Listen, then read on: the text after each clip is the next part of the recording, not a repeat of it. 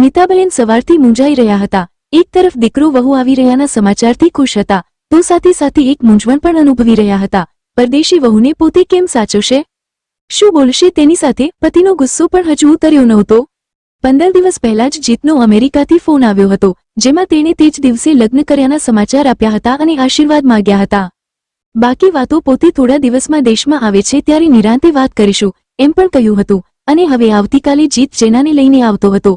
આનંદની સાથે સાથે નીતાબહેન એક ડર પણ અનુભવતા હતા। બાજુવાળા કાંતાબેનને ત્યાં એનો દીકરો પરદેશથી થોડા દિવસો માટે આવ્યો હતો ત્યારે તેનું વર્તન પોતે નજરે જોયું હતું।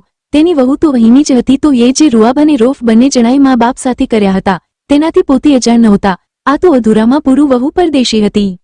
નિખિલભાઈનો ગુસ્સાવાળો સ્વભાવ અને પોતાની જુનવાણી રહેણી કરણી કેમ થશે, શું થશે તે ડરથી નીતાબેન મનમાં ફફડતા હતા। ત્યાં બાપ દીકરા વચ્ચે ચકમક ન જરે તો સારું।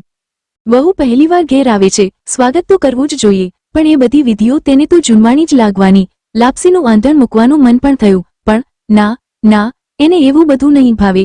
સારી મીઠાઈ જ તૈયાર લાવી રાખવી સારી। ભાષા તો વહુ સમજશે નહીં, વાત તો શું કરશે? આવા કેટલા વિચારોથી નીતાબહેન ઉભરાતા હતા।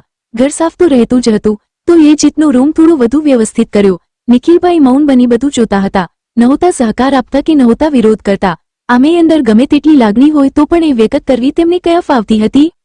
નીતાબહેન જીતને ભાવતી વસ્તુઓ બનાવી રાહ જોઈ રહ્યા, વહુને તો શું ભાવતું હશે, શું ખાતી હશે, કેમ ખબર પડે? યુએસથી મુંબઈ અને ત્યાંથી જામનગર અને પછી ત્યાંથી ટેક્સી કરીને બંને આવવાના હતા, એટલે રાહ જ જોવાની રહી। હવે પહોંચવા જ જોઈએ। જામનગરથી નીકળી ગયાનો ફોન તો આવી ગયો હતો। બધી તૈયારી કરી નીતાબહેન આંટાફેરા કરતા હતા। પતિ તો છાપું વાંચવાનો ડોળ કરી બેઠા હતા અને બેલ વાગવાની રાહ તો ક્યાંક જોવાની હતી। ઘરના અને મનના બધા દરવાજ ખુલ્લા રાખીને જ બેઠા હતા, ત્યાં જ ગાડી આવીને ઊભી રહી। મમ્મી કહે તો જીત પગે લાગીને ભેટી પડ્યો। એનું અનુકરણ કરતી જેના પગે લાગી ત્યારે તો નીતાબહેનને શું બોલવું, શું આશીર્વાદ આપવા એ ન સમજાયું। સરસ સાડી, કપાળમાં મોટો ચાંદલો અને હાથમાં બંગડીઓનો ચૂડો પહેરેલી વહુની તો એને કલ્પનાએ કયા હતી? મમ્મી તારી આરતી નથી ઉતારવી અમારી? જીત હસતા હસતા બોલ્યો। એ જ સ્ટાઇલ, એ જ હાસ્ય, એ જ નિખાલસતા, ત્યાં કંઈ બદલાયું હતું? ફક્ત આ વખતે એકલાને બદલે સાથે નાનકડી ઢીંગલી જેવી રૂપકડી છોકરી હતી। ફક્ત ચહેરા પરથી જ ગોરી લાગતી છોકરી, બાકી બધી રીતે તો નકશીક ભારતીય જ લાગતી હતી। બંને નિખિલભાઈને પગે લાગ્યા ત્યારે તે પણ જોઈ જ રહ્યા। નીતાબહેન બંનેને ઘરમાં અંદર લઈ ગયા। ઠાકોરજીને પગે લગાડવા પ્રસાદ આપ્યો। જેના જે ભાવથી પગે લાગી અને પ્રસાદ લીધો તે જોઈ નીતાબહેન હરખાઈ રહ્યા। મમ્મી ઘર તો બહુ સરસ છે।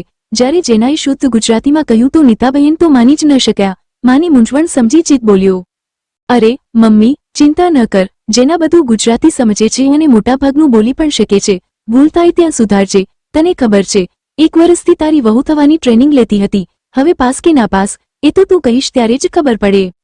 જમતી વખતે બંગાળી મીઠાઈ જોઈને જીત બોલી ઉઠ્યો, આ શું મમ્મી, મહેમાનની જેમ મીઠાઈ મંગાવી છે? તારા હાથની લાપસી કે લાડવા નથી ખવડાવવાની? મેં તો જેના આગળ કેટલા વખાણ કરી રાખ્યા છે કે મારી મમ્મી જેવી લાપસી કોઈ ન બનાવી શકે। બેટા મને એમ કે, હા તને એમ કે પરદેશી વહુ અને એના નખરા કેવા એ હશે, બરાબર ને? સાચું કહે છે એવું વિચારીને ચિંતા કરતી હતી ને? હું તારો દીકરો છું, તને ઓળખું તો ખરું ને? પણ મમ્મી જેના જન્મે જ અંગ્રેજ છે, એને આપણી સંસ્કૃતિ, આપણા રીતરિવાજ વગેરે બધું બહુ જ ગમે છે અને તેને આપણી રહેણી કરણી ને બધું જ ખબર છે। તું જરાય ચિંતા ન કર।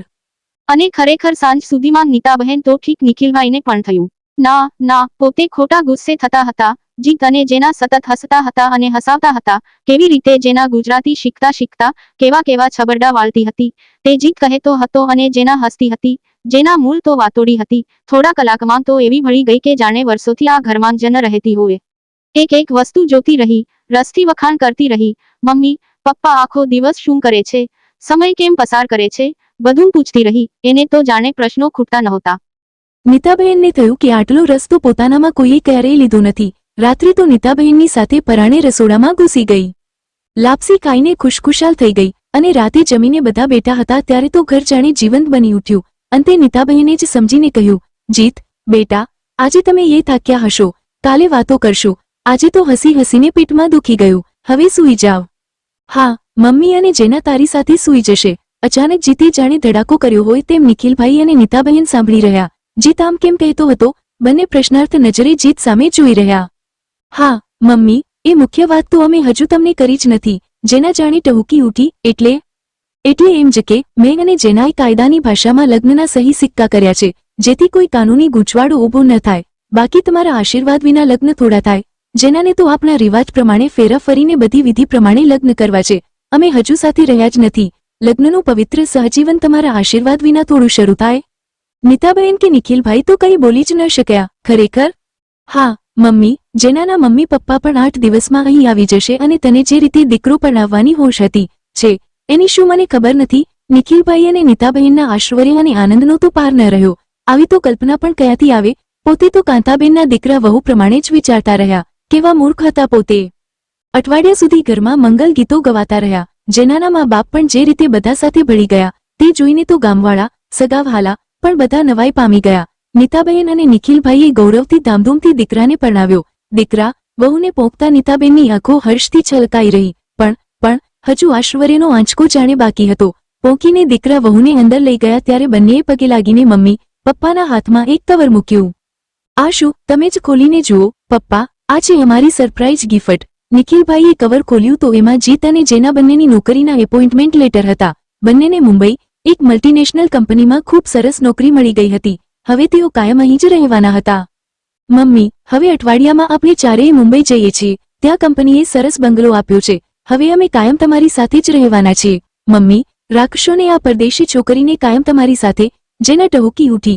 નીતાબેનને થયું કે સંસ્કારને કોઈ સીમાડા થોડા જ હોય છે. વાંચ્યા પછી આગળ મોકલવા જેવું લાગે તો જરૂર મોકલો.